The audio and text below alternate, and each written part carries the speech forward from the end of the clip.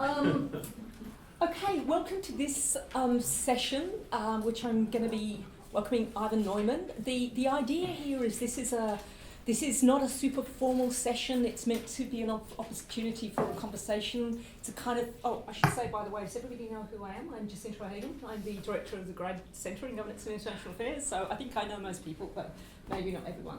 So welcome to the Grad Centre.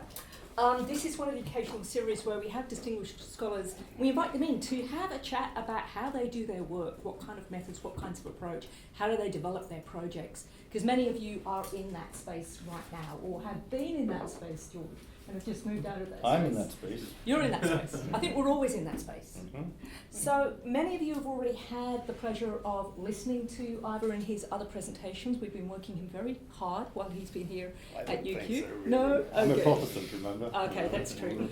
So Iver is a professor at UP in Oslo, the Norwegian Institute for Foreign Policy, and he's the outgoing professor, Montague Burton professor at the London School of Economics. He's well known to many of you. He crosses boundaries in IR. He writes on social theory. He writes fantastic work on diplomacy, Russian and Norwegian foreign policy, and historical sociology. Yeah, historical international relations as well. That's a little bit more.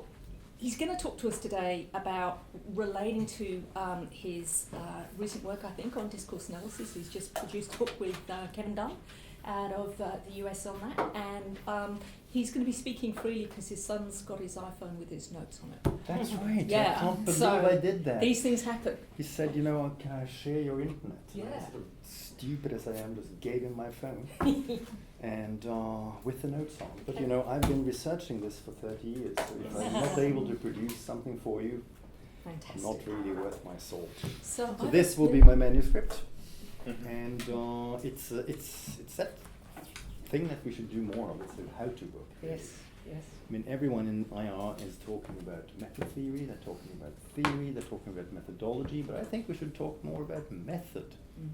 And by method, I simply mean ways to produce data.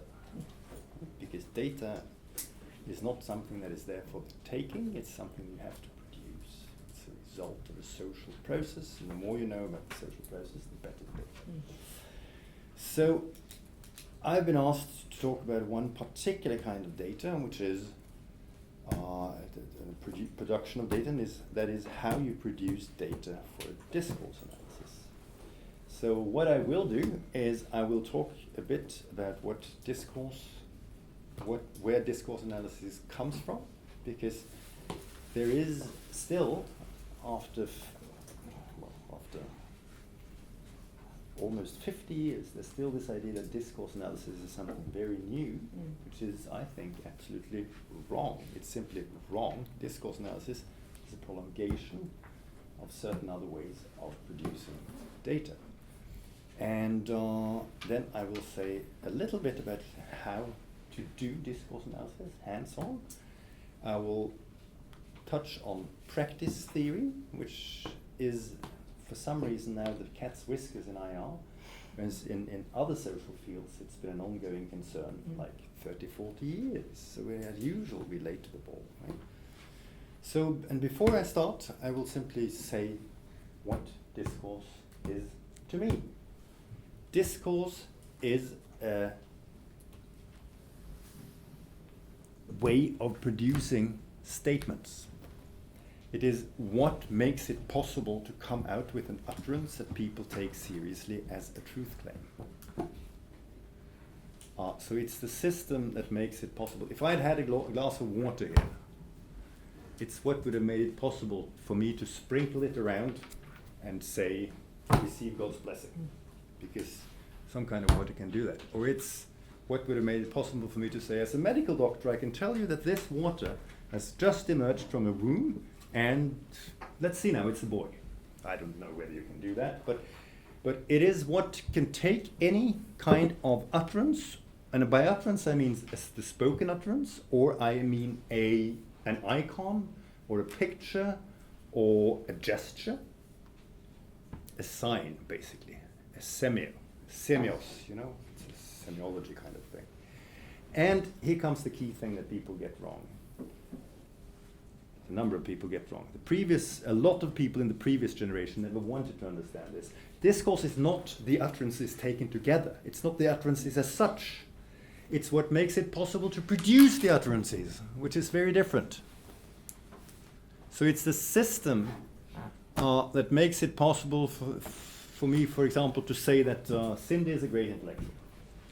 No one will bat an eyelid if I say Cindy is a great intellectual. If this had been 200 years ago and I'd said Cindy is a great intellectual, it would have come across as, well, a joke, irony. This, of course, a woman can't be an intellectual, right? It's certainly not a great intellectual. So it's the system that makes it possible to come up with a claim that is taken seriously as a truth claim.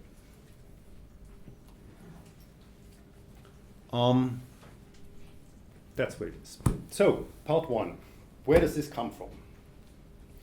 There is a sense in which you can find the same kind of thrust that discourse analysis does in the Annals school, the historical school. If you look at people like Brodel, they are trying to find the general social setups that makes it possible to do something specific. You know, his idea of a longue durée is about this, right? You will have certain conjunctures that makes it possible to do certain specific things. But that's a long shot. The key thing here is that Brodel and the Annals school is French. I would argue that discourse analysis comes straight out of the French tradition. And my argument goes like this. I'll go back. The concept of discourse and discourse analysis comes out in the book Archaeology of Knowledge by Michel Foucault, which is published in 1970. And that book was written by Foucault when he was on sabbatical in Tunisia. And he took that sabbatical because he was exhausted after having produced his previous book, which was a huge seller. It sold 100,000 copies on the general French market. It's called Les mots et les choses. In English, it's not called Words and Things because that title had been taken by Austin. So it's called The Order of Things. Isn't that what it's called? And what Foucault did in that book was to talk about what he called an episteme. That is from epistemic, right? From epistemology, from how you know that things, how you know how things can be known, as it were.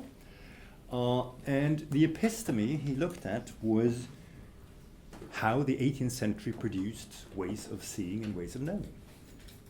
And his major finding was that the 18th century thought of everything as symmetry. So what he did on this sabbatical in Tunisia was to ask something that, and you know, I take heart from this. Only after he produced the book, he asked himself, what the heck did I do in that book?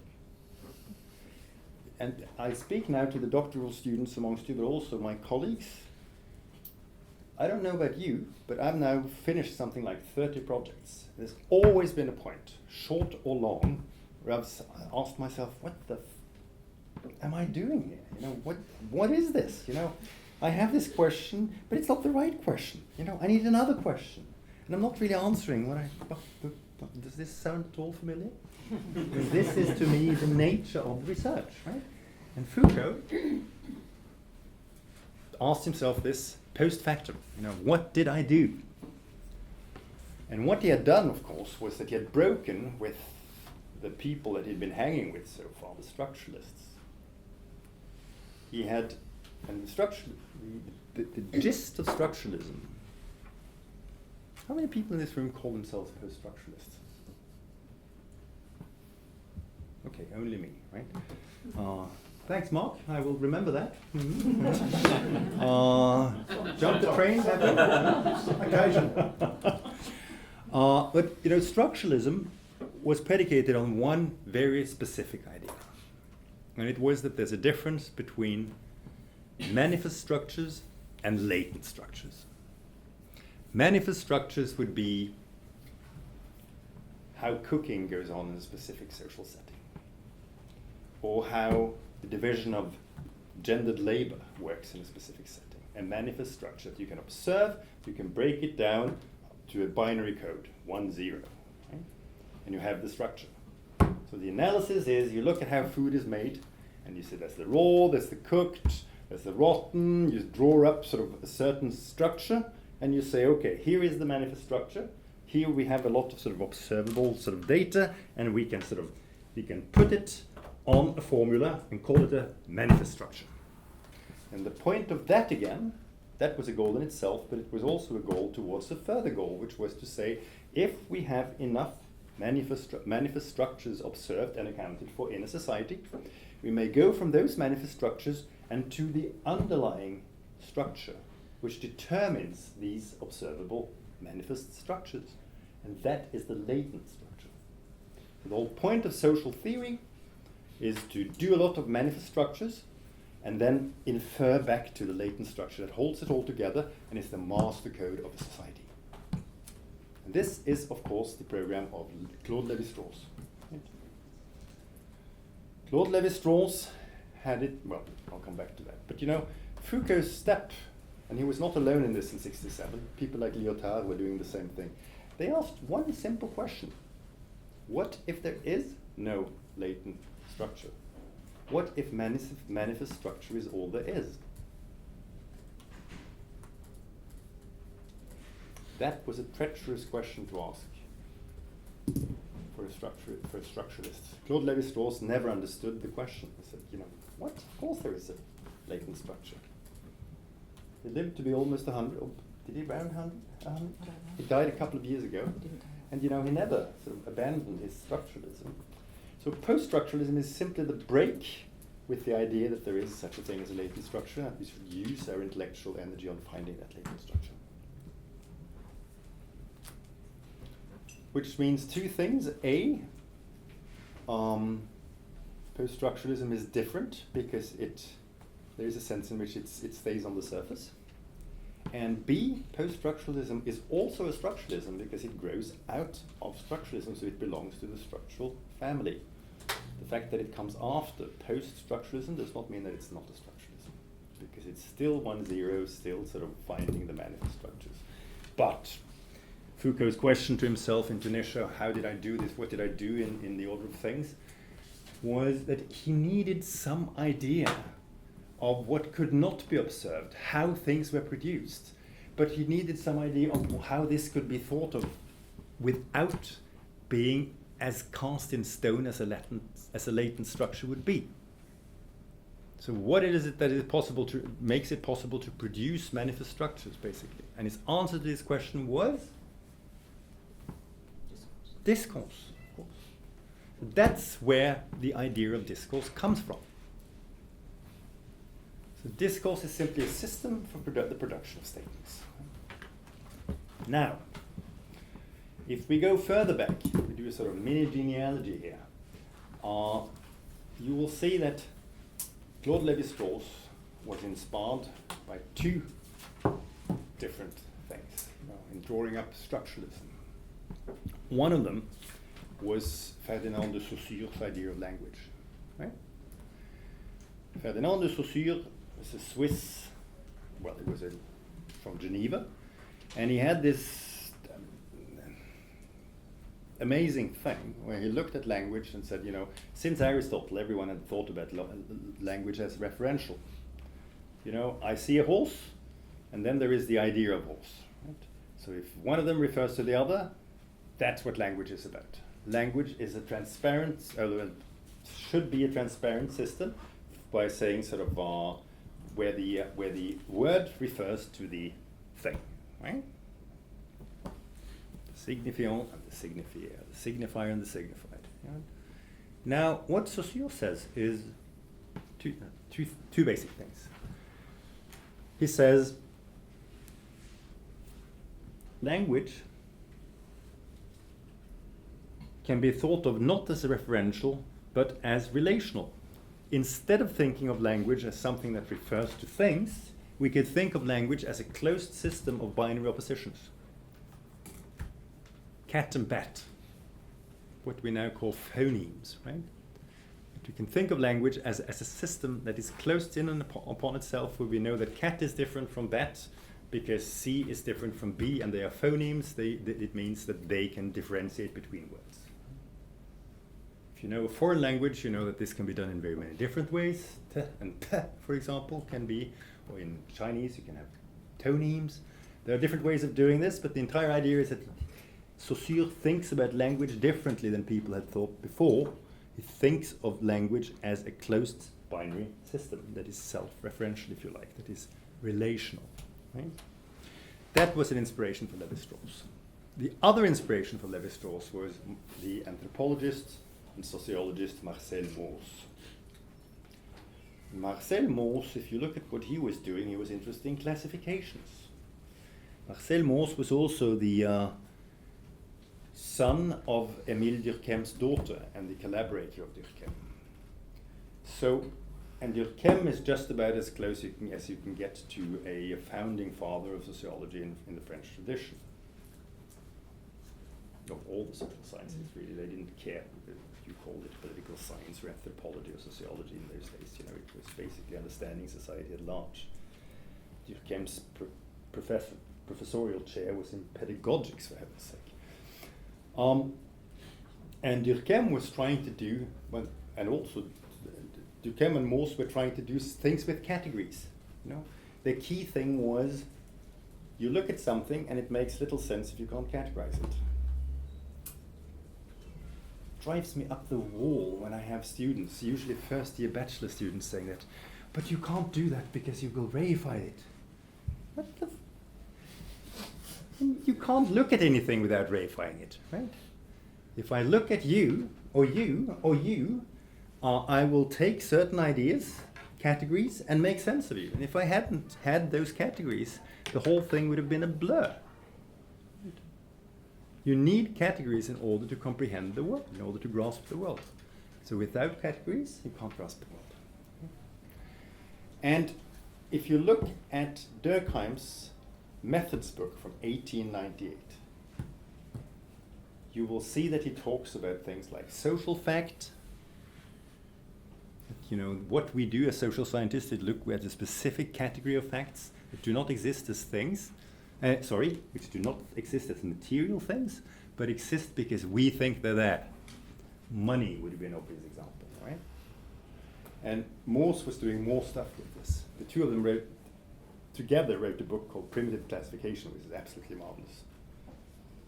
The point is that primitive classification tries to make everything add up to the same. For example, astrology would be a good example.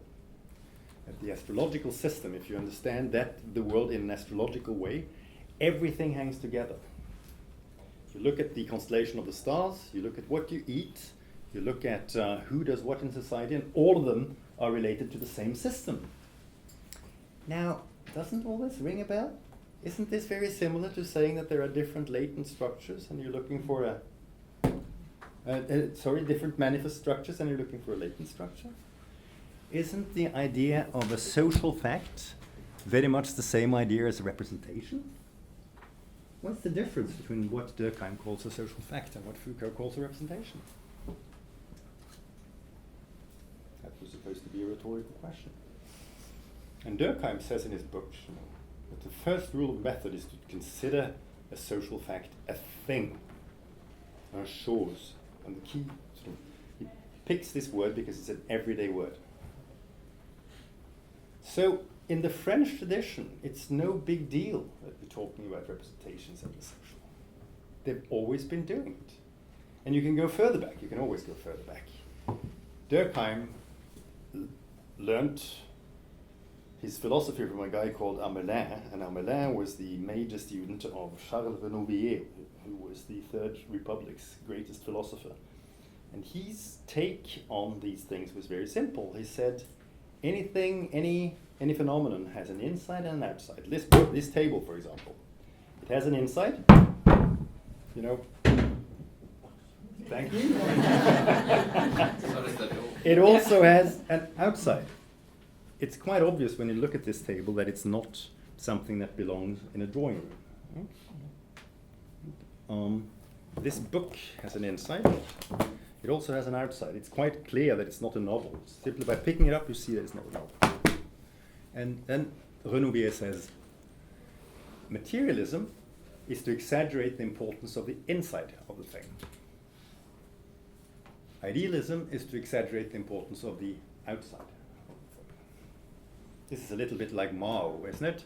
A left deviance is to stop a good thing too late, and a right deviance is to stop a good thing too early, right?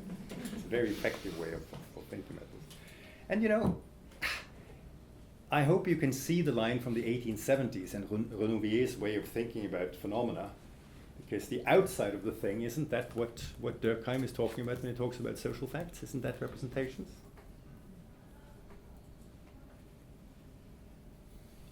So the point I'm trying to get across is that discourse analysis stands smack dab in the middle of the French tradition, the French epistemological tradition.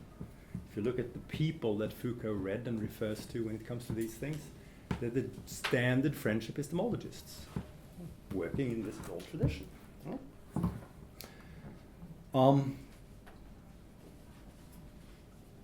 Discourse analysis in terms of how to do it. The key thing about discourse analysis is that you look at things from the inside of how people themselves are actually experiencing it. The social factors. It's not the analyst's idea of what the world looks like that you're after. It's the idea of the people who are living the social reality you're interested in, and their idea of a thing. Right?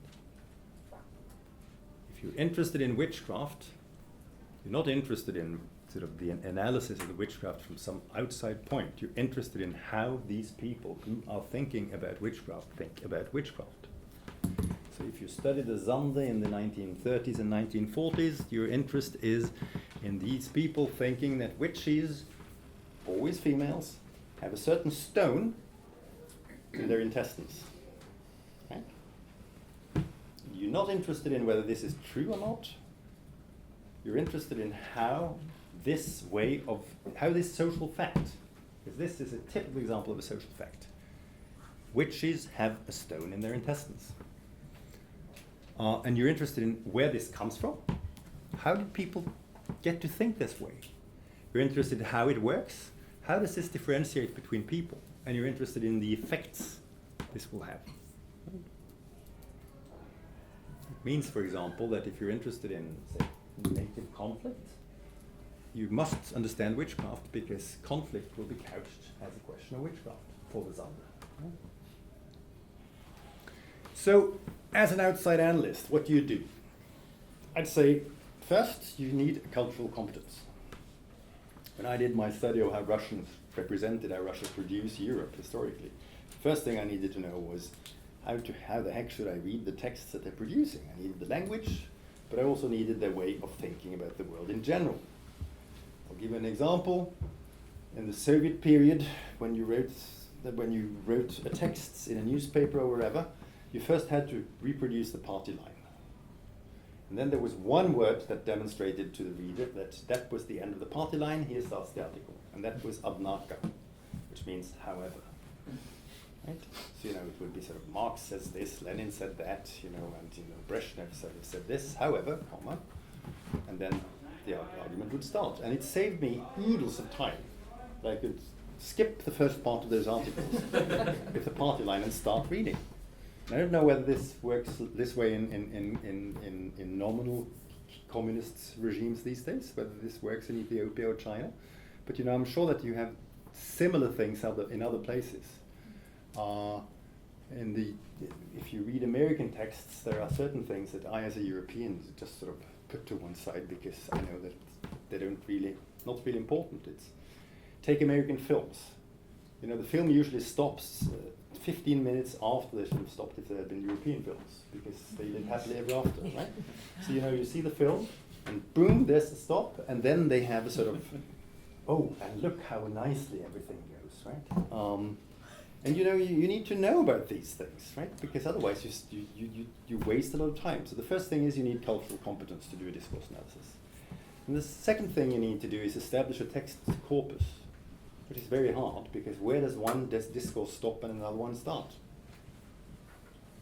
One of the key things is to find out that you have to read from the inside, remember? You have to read how these people who are involved think about this. Whether you think that something is relevant or not is irrelevant. It's how the people you study think of it that is relevant. So if the people you study think that the constellation of the stars is important for understanding what will happen tomorrow, well, you goddamn have to get with the program and find out how that happens. Right? If you're doing Britain in the 1500s and you come across the expression a dog day afternoon, you have to know that it's a dog day afternoon because Sirius, the dog star, is standing close to the planet so that things will be hot. Right? And what is the implication of that? Well, people will get short-tempered and things will happen and blah-de-da. You have to understand these things. And so, you can't say, okay, let's make a discourse analysis of dogs in Kenya. And then you start with what a dog should signify in some other place, for example, the country you come from yourself. Then you screwed yourself over big time, because that's not what you're looking for. You're looking for what a dog means in a specific Kenyan setting. So that's the second step. You have to somehow find the corpus of what is relevant to what. Now I have 2 points to make there. One is interdiscursivity. Discourses always hang together with one another. Think about war and sports, for example. Where does war start and sports begin? Very hard question. So you have to research it empirically. The other thing is, you will usually find that certain texts or certain artifacts will be absolutely key to the discourse. Typically, if you do political stuff, white papers. Do you have white papers in this country? Yeah. White papers will be important. They will not necessarily be super important in a number of specific ways, but they will be important because a number of the people who debate these things will refer to them. If you study self-other relations, a key text will be Edward Said's book, Orientalism, because that opened that specific way of thinking. We call these texts monuments. Right? And you will immediately find them because when you read a couple of texts, they will refer to this stuff, or they will refer to stuff that refers to this stuff. So you will go da da da, right? And you will find the monuments. It's very important to know about these things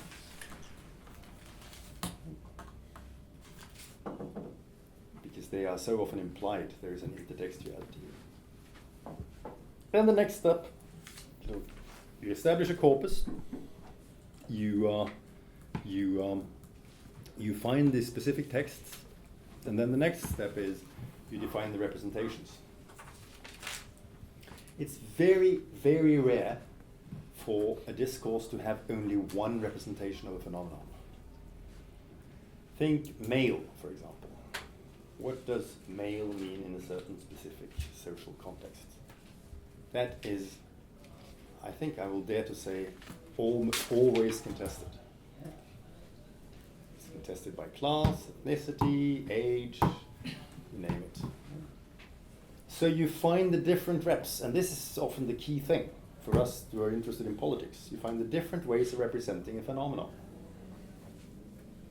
Are transsexuals people who are mentally sick? Are they a danger to the national security? Or are they simply people who are in transition to something that feels better for them?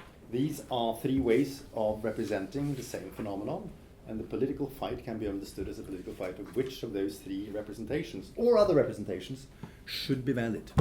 Right? That's one way of understanding what politics is. Right? Regardless of whether you understand politics as who gets what, when, how, which is Paul Lazarsfeld's way of discussing it, or whether you understand politics as who we are, which I think is an alternative way of thinking about politics. So, a specific representation will always be contested. When you've done that, you find the representations, and the key challenge there is how many representations? Because at first blush, you read all these texts and it looks like every single text has a specific representation of a phenomenon. There was a point at which I almost literally cried in my beer over Russians talking about Europe, because every Russian seemed to have his or her Europe. And how the heck should I get this down to a manageable size? And the key thing there is conflict as such. B.S. Naipaul wrote a novel, I think his best novel, called Guerrillas, where he has an epigraph saying that if everybody is warring everybody else, if everybody's fighting everybody else, there is no war. Because then there's just chaos, then there's just anarchy. Politics is a structured thing where a couple of representations will stand against one another. Right? Is Donald Trump a savior or an idiot? Are we really interested in all the debates about his hairdo? No, we're not really that. If we're interested in the politics, we're interested in that debate as it feeds into the question of the wider representation of Trump as a political. Okay? So it's very rare to find a political scene where you have more than 4 or 5 major representations of a phenomenon, simply because politics works as conflict. And if for there to be conflict, there has to be some structured kind of conflict. Right? There couldn't have been political parties if this weren't true. So you have to find those representations, right? And this is where a number of people lose their nerves, because they say, oh gee, there are 200 different representations here. I've read 200 texts, and I can't get them to be 2 or 3 representations. Well, deal with it. And then the last question to ask, I think, is how quickly or how slowly do certain representations change? There are markers of every single representation has a number of ways of coming across socially that you can call diacritica, markers. Some of these markers, the people involved will be aware of themselves, others they won't be aware of. Think class.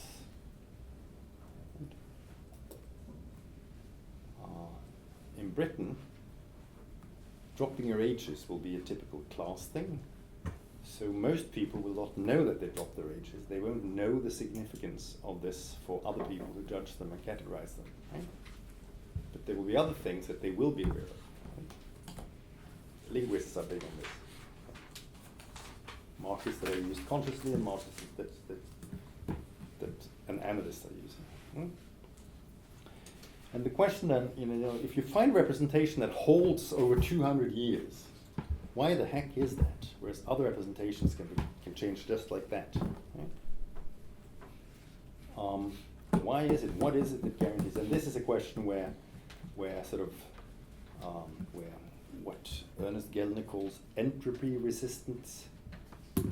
Entropy resistance is important. Think gender. There's something about the physical here. This is where Judith Butler and I should have a discussion. Is everything about gender equally malleable to social representations? Is everything about gender equally a social fact? Or are there certain ways of certain aspects of gender that are harder to change as a social marker than other aspects? Right? This is a rather important issue. When I grew up, I was the only one in my first year of school class whose mother worked outside the home. It was a marker of femininity in my social area that the woman was at home working. That has certainly changed, but there are other markers of what it is to be a woman that have not changed in the same degree. For example, having kids. You can produce kids in laboratories, so there is nothing given, biologically given, about childbirth as a marker of femininity, as a universal marker. Is it as malleable as working at home? I ask the question. Judith would say they're equally malleable. I'm not so sure. How are we doing in terms of time? So we're going to wind up at 1. So yeah, okay. I need 3 more minutes. Perfect. So this is what I did with my career. You said that we should be autobiographical, right? So this is what I did in my work. And there came a point when I was sick and tired of discourse analysis. Not because discourse analysis isn't nice, not because it's not important, but because of the underdetermining sort of character of discourse relative to action. When you know the discourse is inside out, you still don't know what's going to happen, because action is always radically underdetermined by discourse. You can find the discourse, you can identify the representations, you can find out how quickly or how slowly they change, but if you're interested in what's going to happen, you're scuppered. You can say that it's much more likely that this will happen and that that will happen, because the discourse will put down bookends to what is and what is not possible. So a discourse analysis is important for understanding political action as a precondition for action. But I came to a point where I said, okay, I'm sick and tired of preconditions of actions, and now I want to study actions themselves. Which does not mean that that is more valid than the other thing. You know, I'm big on social form, and if you're interested in social form, discourse analysis is super. If you're also interested in outcomes, discourse analysis is not so great. You don't want to do discourse analysis if you want to find out what happened. Right? If you find out why there are regularities, why this happens so many times and this happens so few times, then discourse analysis is fine. But if you're interested in this specific situation, what happened, discourse analysis is not necessarily what you want to do. It's definitely, I mean, I'm trying to tell this to my students. They come in, a number of them say, they want to study with me because they want to study discourse. And I said, so what are you interested in? I said, I'm interested in why this happened in 1984. I say, what does? I mean, you can't use discourse for understanding that. You know, you have to open your toolkit, find something else. And my answer to that was practice analysis. Practices are discursive, meaning that a practice, you can define a practice as a socially recognized thing that can be done well or badly. Right? Playing tennis is a social practice. Driving a car is a social practice. Delivering a speech is definitely a social practice. Giving a lecture is a social practice, etc., etc., etc. Right? And these are all discursive in the sense that there are a number of preconditions for how you can produce these practices. So practices are coming straight out of discourses, if you like. Right? Delivering a lecture is a very different thing in the Anglo world than it is in Russia, which is a different thing again from what it is to deliver a lecture in Germany. Most of you have heard a Frenchman give a lecture. If you're used to the Anglo way of giving lectures, you know, you sit there and think, get to the point, right? Because they're always doing this sort of conceptual thing and hovering, and then if you're lucky, the hawk will come down in the last sentence or something. You know, at this point, you're sort of bored stiff, right? Because the Anglo tradition is that you tell people what you're going to do and what the point is, and then you unfold it. Right? So, you know, and this is not that one is bad and one is good. It's that these are different ways of getting across stuff to an audience. Right? Okay. So a practice is a socially recognized phenomenon that can be done well or badly. And they grow out of discourses. So my idea was that, you know, if you think of discourses as holding out stories about what to do, discourses, for example, hold out subject positions for us to follow. Right? Discourses are not idealist phenomena. The best article on this ever is a 1997 article by Mark here and Jutta Welders called Beyond Belief. They demonstrate the materiality of discourses. So they hold out stories for us to follow. If you're a good little student, you're supposed to do X, Y, Z. Right? If you're a successful bourgeois male, you're supposed to be X, Y, Z. Right? If you're a successful mother, you're supposed to do X, Y, Z. You're supposed to do things like letting your son have your telephone while he's delivering a lecture for you. You want to be bored stiff, right? At least I think so. I may have gotten this one wrong. Right? So Michel de Certeau says that, you know, discourses hold out stories for us to follow. And I'd say that those stories that are held out are suggest practices. So discourses produce practices. We do the practices. And when we do the practices that we're supposed to do, like delivering a lecture on time, for example, we confirm the discourse. So most of the time, what we do confirm the social order at large and the specific discourse that we're in specifically. Because we follow the stories, we act out the stories in practices that we're being told to act out. And that in turn confirms the discourse. And I don't want to put any percentage on this because I'm not one person, but let's just say that almost all of the time we do this. It's very rare that we break with what's going on. Has anyone of you sort of looked at ethnomethodology? Garfinkel, that kind of thing? He used to students, he would tell sort of his female students, for example, don't smile. And then he would sort of hear what happened. So these women, who would be in their 20s, would go through the day without smiling. And they would come back to class and he said, what happened? And he said, it was terrible.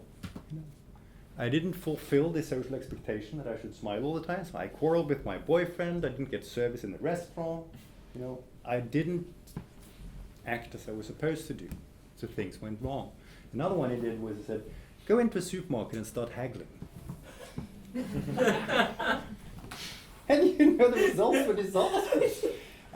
The police weren't called, but except for that, more or less everything happened. People were thrown out, there was yelling, Of course there was. Right? I spent a fair share of my time being a foreigner. And when you're a foreigner, you have this all the time. I mean, I've been in and out of Britain now for 40 years. I still feel like matter out of place. I'll do things, and I know it's wrong, but no one will tell me what I'm supposed to do. Right? They keep you on tenterhooks, don't they? Right? And if you think that Australia is different, I can tell you it's not.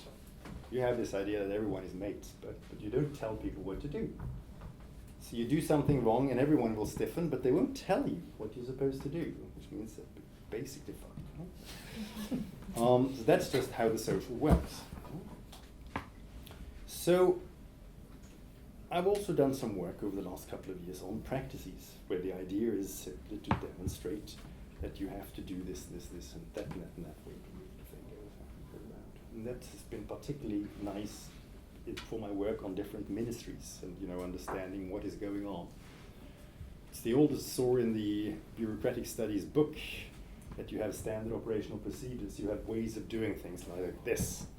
And I found that if you study that in terms of practices, you get a good handle on it, particularly on what the Frankfurt School would call invariance breaking behavior, doing something else. Right? So let's just stop there.